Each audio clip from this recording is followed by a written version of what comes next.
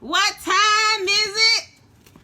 It is live time. I am so late. So late. So late. This was supposed to be done an hour ago. That did not happen, as we know. I love my wonderful fan. Thank you, Keisha. Tell your sister I said thank you so much for this wonderful fan, girl. I'll be like this. Woo, yes, I just be fanning away. So this month, we are talking about expect the unexpected. Now, this live is going to be extremely personal because it's more related to myself than it is others. But you'll have the opportunity to maybe bask in some of the glory, I guess that's how you want to call it. But I want to let each and every one of you know that I thank you so much for all of your prayers during my visit to Alabama. I had a great time with my friends and family. It was a wonderful homegoing for my auntie, and it was just amazing. We have been working on that family thing, so it's a little time constricted at this very point in my life. But anyways, here I go with this month, and we are going to get together and enjoy each other. And I was going to sing y'all a song, because I have such a beautiful voice. Y'all ready? I'm going to sing y'all a song today. Me. Y'all ain't ready for this, because this is $1 million right here. This $1 million voice. Y'all are not ready for this. You're not ready for this, okay? So today we're going to talk about expecting the unexpected. Have you ever been disappointed by a situation or the people that surround you?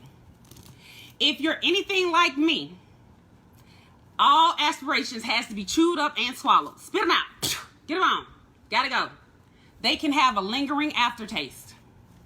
Although I notice in this, indeed, dissatisfaction happens, but with divine intervention, often enlightens us in ways and from a variety of sources. It's not of people or the way we thought it should be, but it's how it's going to come. I have really bad handwriting. And it's far better than we could ever have expected. Between grace and mercy, the purpose is not to destroy you, but to help you and to give you hope and prosperity. As I contemplate all these things that have happened to me in my life, I remember my passion and desires to be a part of the solution. If you are a Bible reader like myself, the Israelites were angered and unhappy because they had been guided to a place without water by God through Moses. Now, please try to keep in mind, for their release from captivity, God also divided the Red Sea. He cleared out their enemies, gave unleavened daily bread daily. He led them to the promised land, and he blessed them constantly. The Israelites were saddened. However, so Moses cried out to the Lord, water.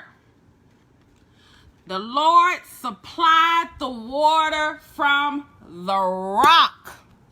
Hello, the rock. Do you understand? The rock. O ye of little faith.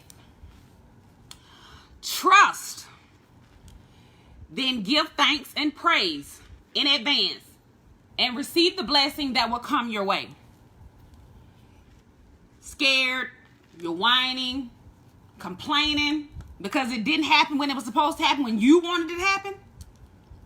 Nothing is ever going to happen when you want it to happen. I'm a living, walking, breathing testimony. It's going to happen in its own time. It's not going to happen in your time. Ooh, let me put my girls up. You got to look at my girls now. So, today I am choosing to be brutally honest.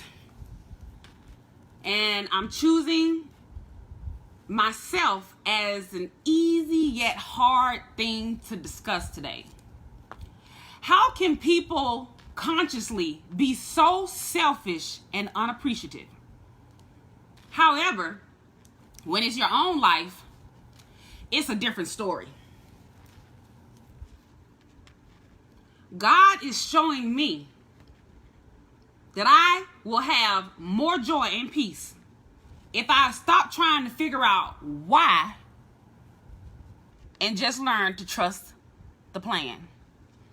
You don't always need to know the plan. Trust. Believe that it is going to work out in your favor, and it will. And sometimes that favor isn't going to be the way you want it to be, but it's going to be the way that it needs to be, because that's the way it's supposed to be. Now, you may find yourself saying, should I let go when I am disappointed? No bueno. No bueno. I have learned the hard way that I should communicate and ask for what I need. Barricading how you feel deep down inside is not healthy. Hey, D'Amica, you can't barricade those feelings. You got to learn how to open up your mind, open up your heart, mind, body, and soul to the things that are around you. Sometimes when you start barricading, holding in all of those thoughts, feelings, emotions, it starts to overtake you. And the only person that you're going to end up hurting is yourself. You are destined to be greater than what you think you are. You are somebody important. You are born with a purpose, you have a reason, and you are very valuable. And you need to always remember that and walk in that as well. Now, you know the group, Thoughts, Feeling, Emotions, which is my group, yours. But it's your thoughts, it's your feelings, and it's your emotions. I want you to pour out your heart and soul. Tell us about yourself. Let us know what's going on with you. We don't know what's going on with you unless you tell us what's going on with you. You don't have to advertise and broadcast and tell your business out. Some people aren't as vocal as myself. But what I have learned over these last few years is sometimes in order to be a part of the solution, you have to learn to be vulnerable. And that vulnerable is very scary, and it's a very intimate place that most people do not want to go. Nobody wants to be vulnerable, especially in front of people you don't know. I'm telling you, take the time to find that one person to be vulnerable with and for. There is always something or somebody that's worth being vulnerable for. You cannot always hide in the shadows of your kids or your friends, your families, your loved ones. You have to learn how to step out of your comfort zone. And that comfort zone is going to put you in a very dark spot. And you're going to need somewhere to release that energy in a positive way. Open up your mouth and say, I refuse to be a statistic. I want to be a part of the solution. You become a part of the solution by opening your mouth and saying something. Come on now. You got to say something, people. You got to say something. Say something. It's very important to say something. Now, but we can do this with positivity through faith in our heart. And there will be situations when others are involved, when we need to communicate our needs, but this is the real world. Some people just don't have it to give. Let's be honest, people. Do not be discouraged. Make you a team. Get you a safe zone. I'm sure that there is somebody that has time for you. I have lots of friends, family, and loved ones, and strangers, and people that I don't know that support me through it all. I don't care if it's phone calls, text messages, emails, drive-bys. Everybody needs someone. You can always want to do it by yourself, but you don't have to do it by yourself. You are choosing. There are choices to be made, and you make those choices. So I have a story that I'm going to share with you all, with my fan. Thank you, Keisha. Tell your sister I said thank you, girl. Love this fan. Love this fan. It's so beautiful. I don't even need no fan with my blanket on. Anyways, so I'm going to share this story with you all. Some people know this story. Some people don't know this story, but this is the thing where I wanted to talk about when it comes to expect the unexpected. Because I was going through this time in my life where I didn't know how to expect the unexpected. And the unexpected almost killed me. Literally. So, this first story is probably going to open up some eyes, but the last story is going to make you smile hysterically. So my first story is about my first wedding. Yeah, she's been married. Can you believe somebody married me?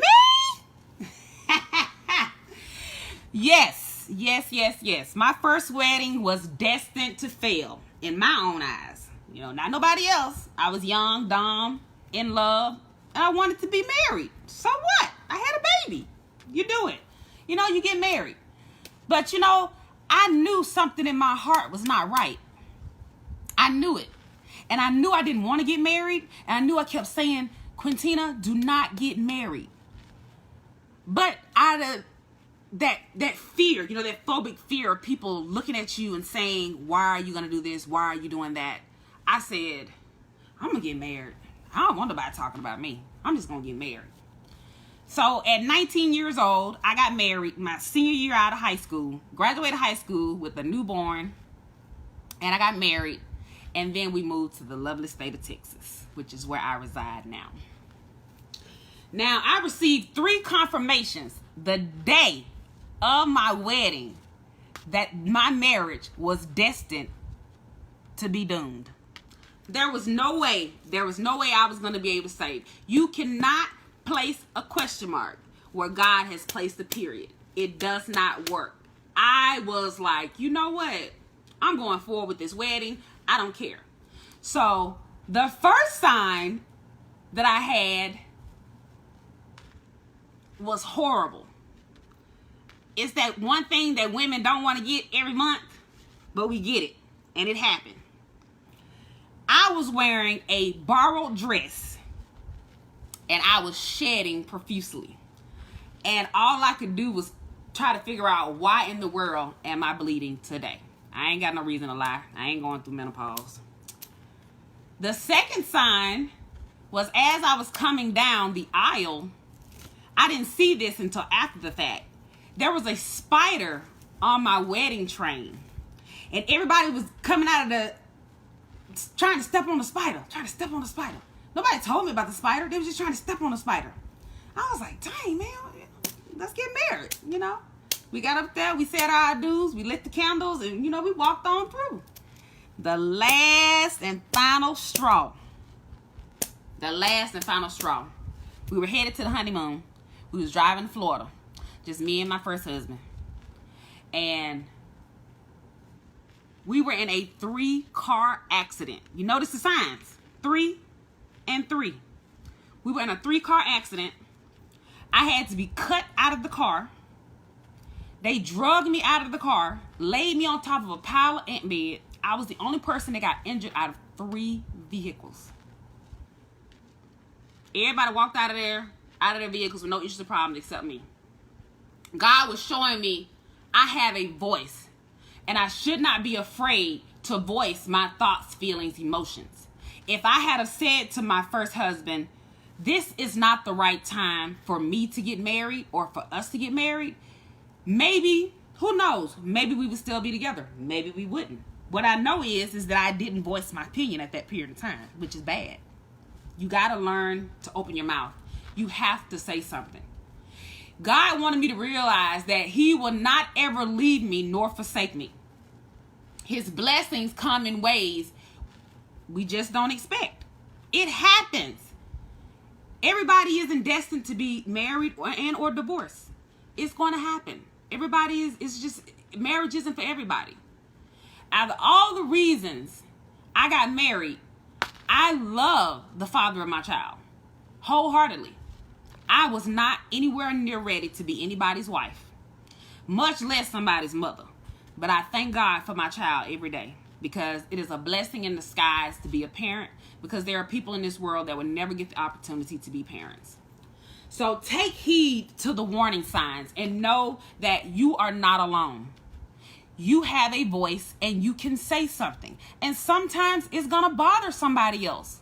But sometimes you have to be willing to say, it is what it is. I have to say this for me, not for you, for me. So we can keep ourselves out of these uncompromising situations.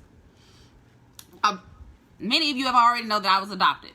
I was adopted by my maternal grandparents, my mother's mother. Now, there were a few obstacles and barriers that I had to overcome, and it was a lot of them. I have so many phobic fears.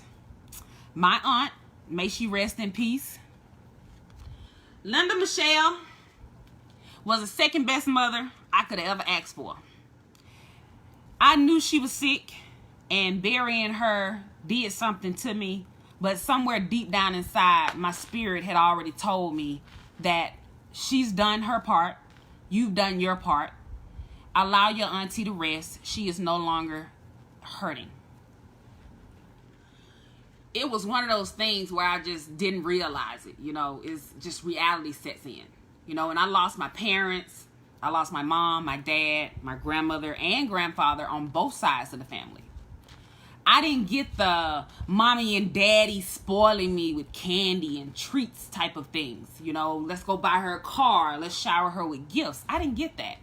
My aunts and uncles were always the ones who kept me smiling. Every day in every way. I have the greatest uncles and aunties in the world that anybody could ask for. I miss sitting on the back of the truck, riding down the muddy dirt roads. Oh my gosh, I miss that. Going to the candy lady, hanging out with your friends or your family. And I just didn't realize how much I miss it. I miss that so much. We are nowhere near where we used to be. We are all the way in somewhere in a different land. This land that we're in now is not the land that we have grown up to be accustomed to. But we can learn how to adapt and adjust to the environment that we are in. Now, I'm a person of little things.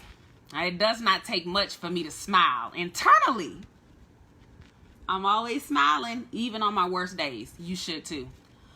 I'm a person who enjoys walks in the park, around the neighborhood. I love riding my bicycle.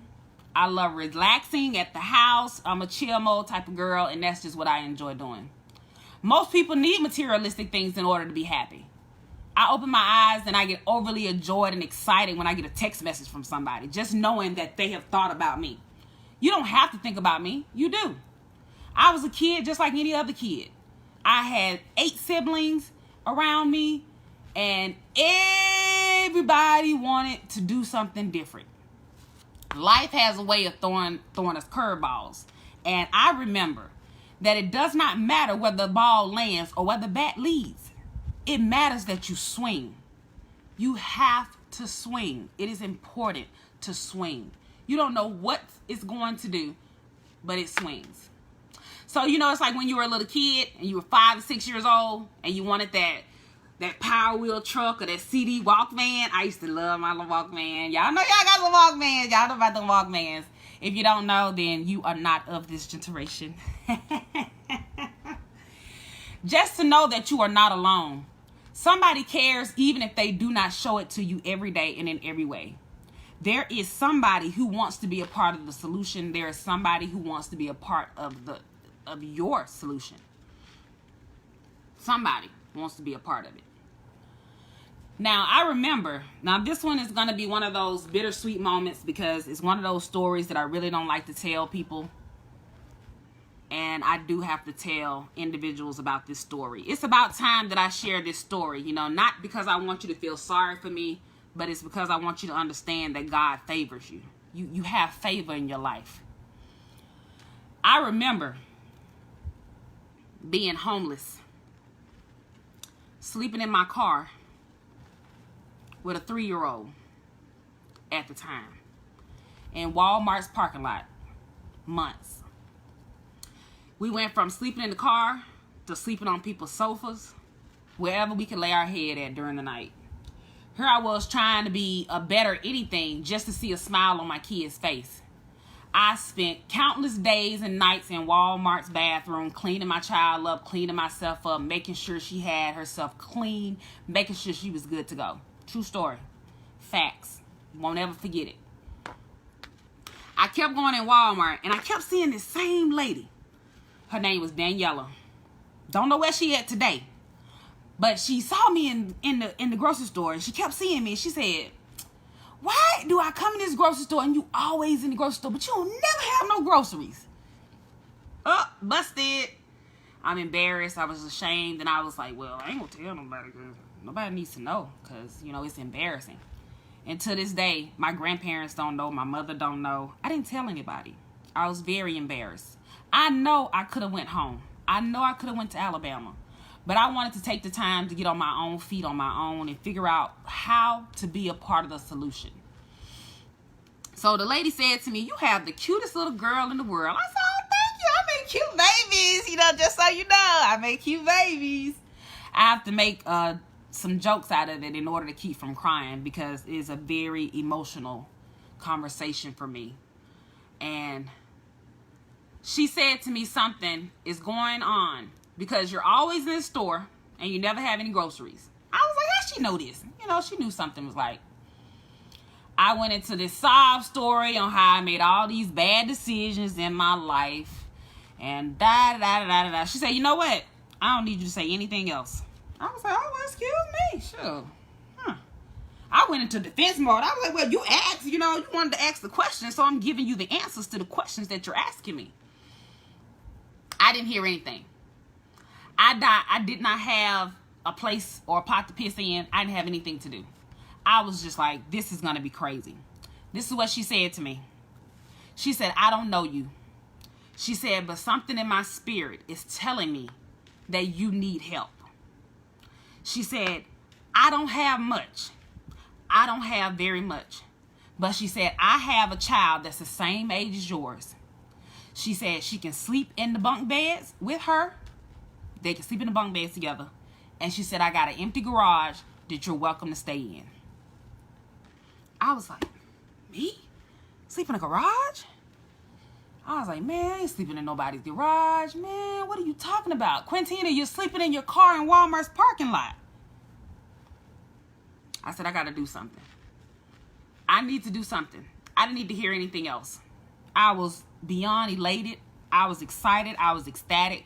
But most of all, I was in disbelief that a stranger could care about me so much that they didn't even know me. She didn't know if I was going to rob, steal, or kill her. She had no earthly idea what was happening with me in my life. But what I will say is, if I could ever see her again, I will thank her for being the part of the solution and showing me favor. Because she didn't have to do it, but she did. She gave me a place to stay. I had a space heater. I had a bed. I had a little sofa back there. And I did what I had to do. I was working not one job, not two, but 3 jobs trying to get back on my feet. I was destined and determined to be a part of the solution. I never slept. I was up all the time, probably which explains my insomnia. I am insomnia really, really bad now. But my baby had a place to sleep and she had a roof over her head. We had a warm place to stay, and the stranger said to me, she'll be my safe zone. She said, just let me be your safe zone. Sometimes it's not what you say, it's how you say it. And it resonates with somebody's spirit. You have no idea who you may be blessing in one way or another. We have to learn to take time to allow people to express themselves in a positive manner. Sometimes it may not be positive, but sometimes we need to say those things in order to get it out of our system. So when I tell you how good God has been to me, it's not an illusion. It is a true, genuine fact. I would not be the person that I am if it was not for my past. My past does not define me, but it did shape me into the person you see today. I share these stories with you to show you that someone is always going to be there to advocate for you if you let them. People can and will only do what you allow them to do. So make sure to surround yourself with people who want to be a part of the solution. When there is a will, there is a way. There is always a way out of no way. I promise you there is. When you think you're down to your last dime, divine intervention will always occur. And the most important thing you need to remember is that you're not alone. You are not alone. Now, this is the last story before I close up for the night. I want you all to know that I spoke publicly to a women's homeless shelter in Houston, Texas in 2011. I didn't want to. It was by chance that they were like, come on, share your story. I shared my story and I told them about how I too was homeless. I had no place to go. I had no situation that I could get. I was in a situation I couldn't get myself out of, but I could get myself out of it. There was not one dry eye in the building.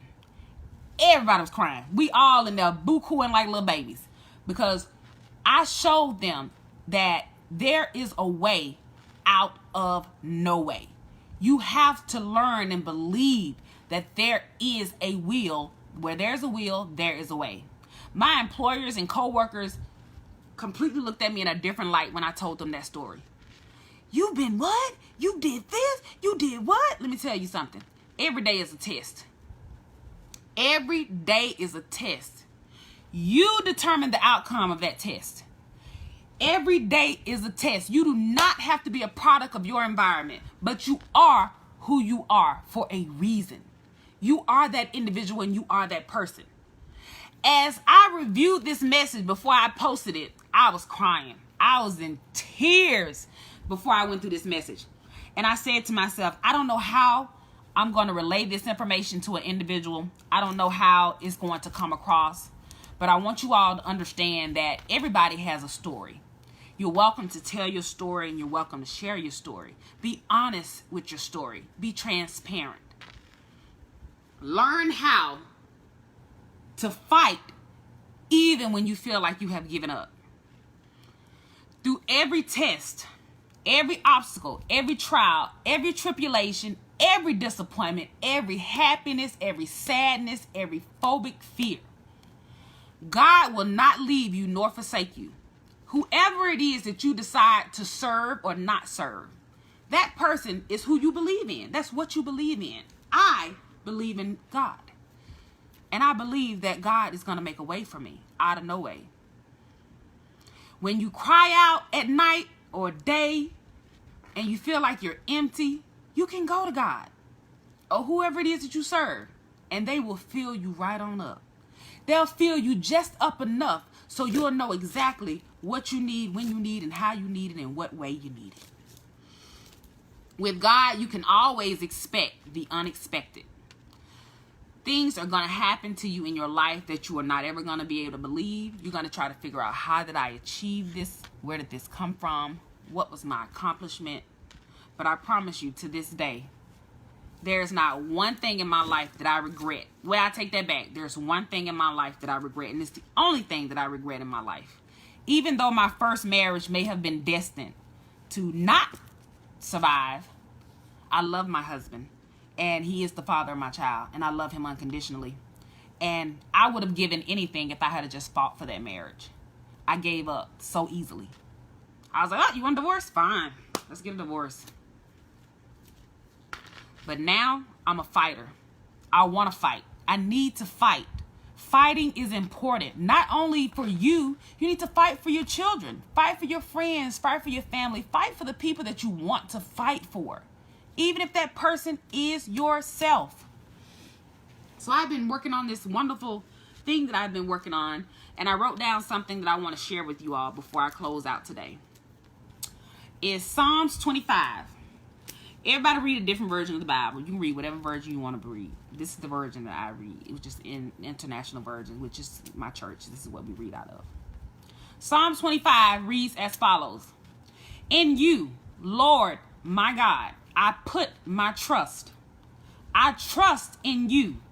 Do not let me be put to shame, nor let my enemies triumph over me. No one who hopes in you will ever be put to shame.